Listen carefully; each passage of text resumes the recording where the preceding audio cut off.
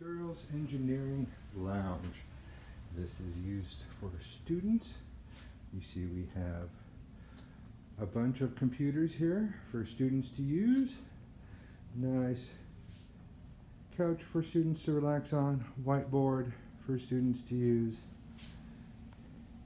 And over here we have a refrigerator, microwave, sink, coffee maker, all the essentials to keep you going through those long nights of studying.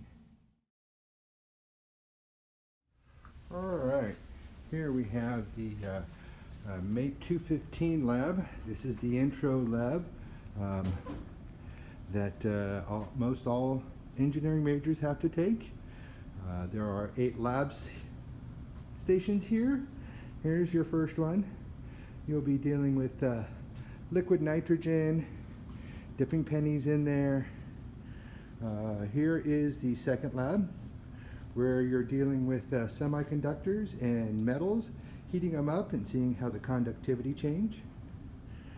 Over here we have some laptops with a nice material selection software on there. Over on this lab we have a furnace here and a cooling chamber where you melt lead tin alloys and determine the solidification temperatures and eutectic temperatures and all kinds of fun things like that. Over on this lab, this is the corrosion lab. Here we have samples that have been sitting here since the early 80s. They've been here quite a while and demonstrate the different corrosion reduction techniques. Over here we have our polymer tensile test lab, where we have an instron here. This instron's a 50 kilonewton instron, and in this lab we pull plastic samples and stretch them out. Now on lab 7 over here we have a tube furnace. We have a hardness tester. This is also an instron hardness tester. This lab you take brass little coupons and roll them through this cold rolling piece of equipment, and then you check the hardness, anneal them, and see how the cold rolling and annealing process affects the properties of the brass. Over on the last lab here, lab 8, we have a couple of furnaces here. These furnaces, the one on the left gets up to 850 degrees C. The one on the left is only 450 degrees C. Then we have another hardness tester there. Here we take steel samples and we heat treat them in these furnaces. We bend them in the vise to see how the properties change, along with checking the hardness throughout the lab. All right. All of you will most likely end up taking this lab. All right, this is our sample prep lab.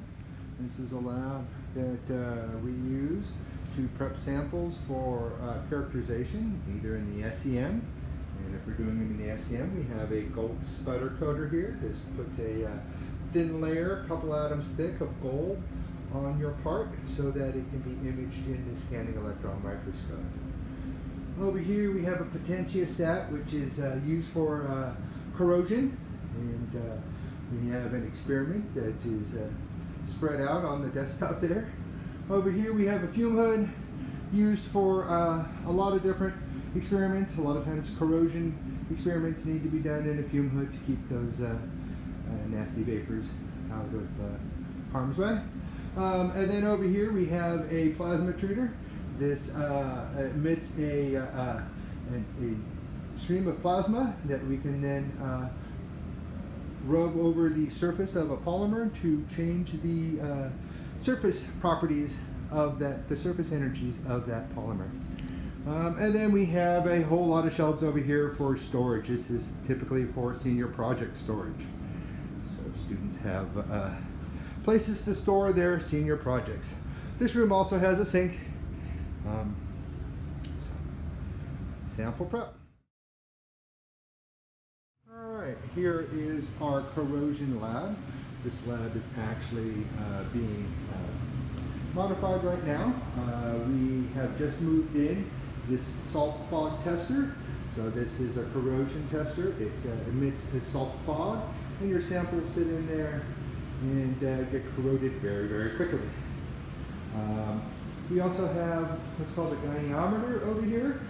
This measures the surface tension and surface energy of polymers and different materials to see the wetting of different liquids on the surface.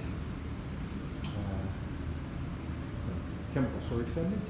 Over here we have another fume hood for doing experiments.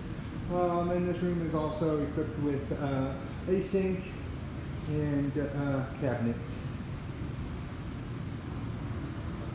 We are in the process, as I said, of redoing this lab and making it our corrosion lab. And here we are at our scanning electron microscope lab. In this lab, this room is completely dedicated to our scanning electron microscope here. This is a Quanta 200 from FEI. We have a EDS unit on here, so we can do elemental analysis. And so we have the computer that controls it, the computer that controls the EDS, and some boxes to hold our samples, and a nice whiteboard so we can scribble all over it and help explain what's going on. All right. This is a fun lab. You get to see things highly magnified. All right, here we have one of our characterization labs. In here we have a DSC, which is a differential scanning calorimeter. It tracks the energy input into a system and how the temperature changes to look for phase changes and melting points and whatnot of different materials. Over here we have an FTIR. This is a Fourier transform infrared spectrometer. It uses infrared light and it shines it on the surface and tracking how much is absorbed or reflected, and from that information they're able to tell what molecules, what bonds are in there, and characterize different polymers. We have some equipment over here to support it, a nice balance and some things to make the pans that go in the DSC. And we have a stereo microscope also in here. And so that's one of our characterization labs. All right, here is our X-ray lab.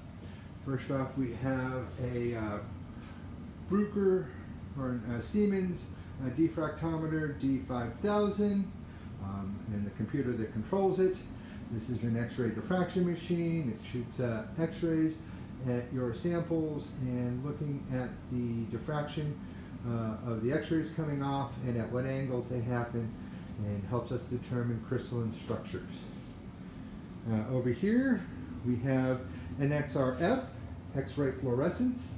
This is a piece of equipment that we can just place a sample in on this little window right here, basically close the lid, tell the computer to go ahead and test the sample, and in a matter of a minute or two we'll have data telling us what elements are in the sample. And it mainly works on metals, the heavier elements. So this is our X-ray lab with the XRD and the XRF, also in our characterization corridor. All right, here is our additive manufacturing lab. Actually, it is also in a state of being changed, but here is our 3D printers. We have a extruded 3D printer over here. This just takes the spools of plastic and prints your part. And then this 3D printer over here uses liquid acrylic, and your part is made out of the liquid acrylic. Other than that, right now we have a fatigue tester in here. This is placed in here sometimes because it makes a loud noise, and this lab is not always used heavily, so it's a good room to have it in. Alright, that's our additive manufacturing lab. Alright, here is our metallography lab. In here we finish prepping samples, polishing them up, getting a nice mirror finish on those surfaces using these polishing tables. These are set up with diamond and other abrasives from 6 micron all the way down to 0.05 micron abrasive particle size. So we can get a nice mirror finish on our samples before we go and etch them. So etching is typically done over in our fume hood. So we have a fume hood over here, and we have chemical cabinets with acids over here, and more chemical and solvent cabinets, flammable cabinets over here with other chemicals and flammables for storage. So this is where your samples will be etched, and then you will take them over to these microscopes that we have connected up to computers, and we'll look at the microstructure of the actual material.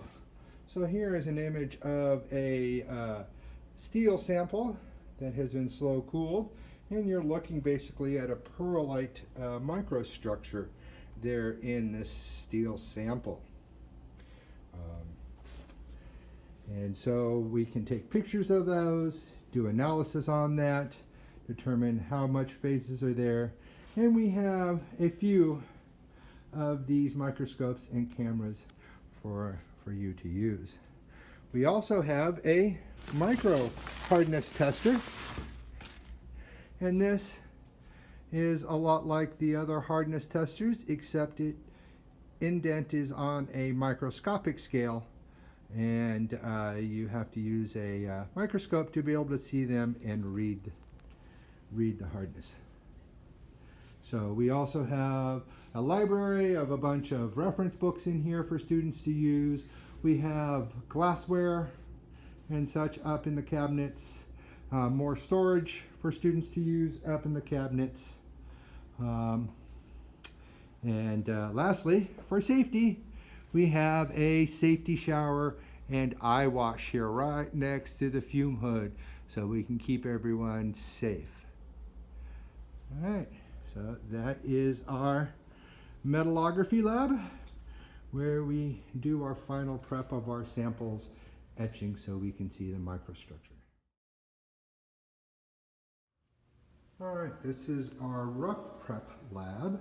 This is where we will section and mount our samples that we want to inspect under the microscope.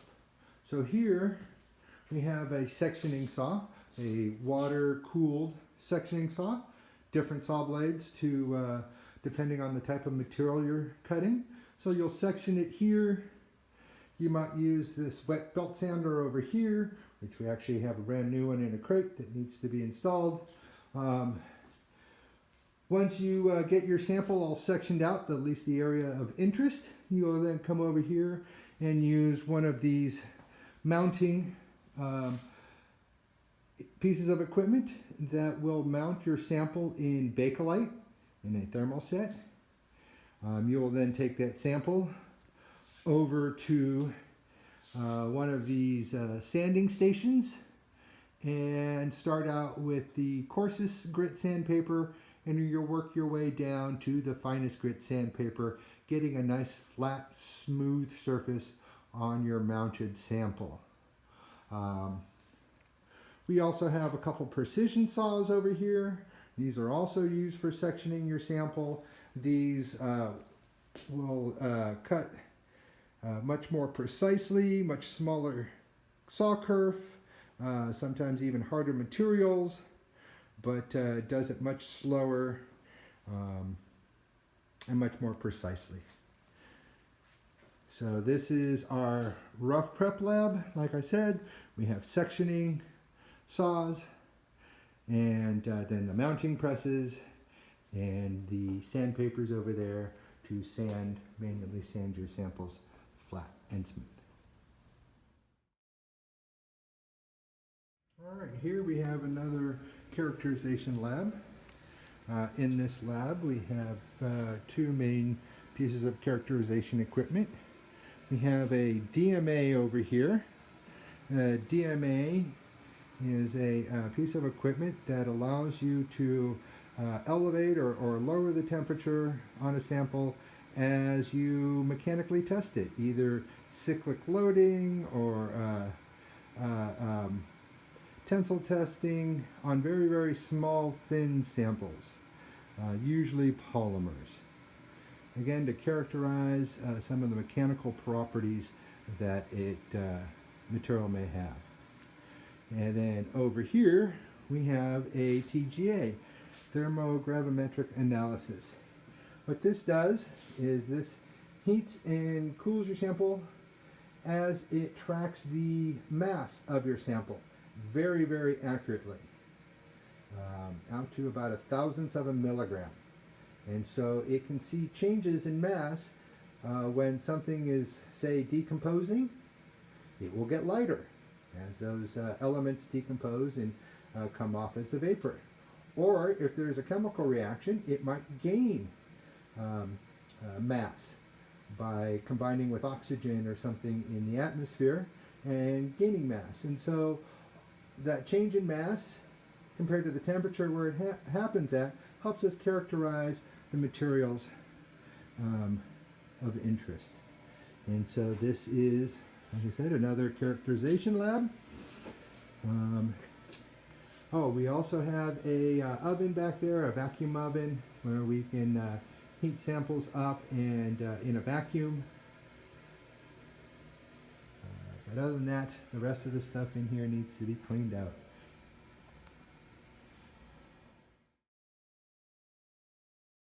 Alright, here is one of our newest classrooms. This was a workspace that we are presently converting over into a nice multimedia classroom. We have desks here, all of which have monitors that will raise up out of the back end of these desks, and a nice overhead projector projecting on a nice big whiteboard so we can draw all over our graphs and really help the students learn.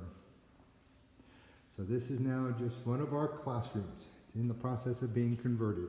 We will have carpeting in here eventually. Here is our other classroom. This is a classroom that can seat up to about 48 students. And we use it for a lot of different mate classes. Tables and chairs are easily moved around, reconfigured to whatever is needed for that class.